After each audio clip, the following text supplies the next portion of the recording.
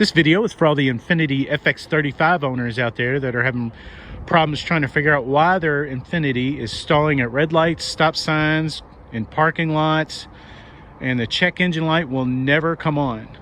I had that problem with my 2009 Infiniti, and the issue ended up being the magnetic retarder.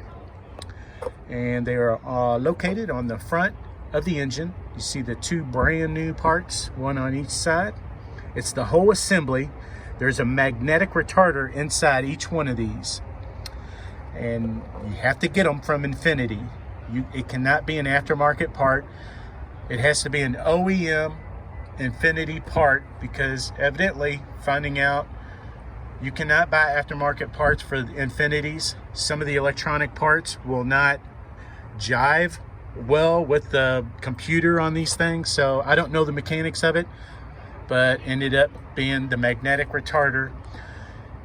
Before having this repaired and fixed and changed out, 3 weeks I went through hell trying to figure out what the heck was going on with this thing, because it's a pain in the ass to try to figure out why your car is not stalling, or why your car is stalling and your check engine light's not coming on. This is a company car. I needed it back as soon as possible, so I had to get it back on the road.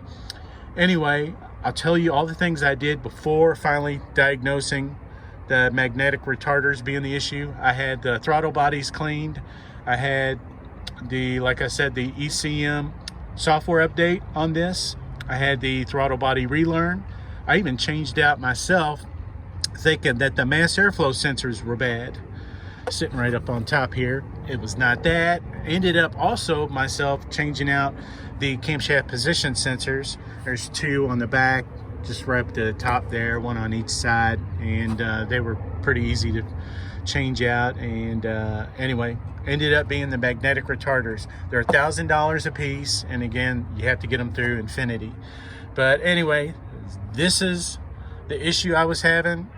If you are having this issue, which I hope you're not, because it truly is a pain in the ass, and you can't find out any information online. And obviously the check engine light doesn't come on. It's kind of a pain in the ass to try to diagnose, but that was my issue.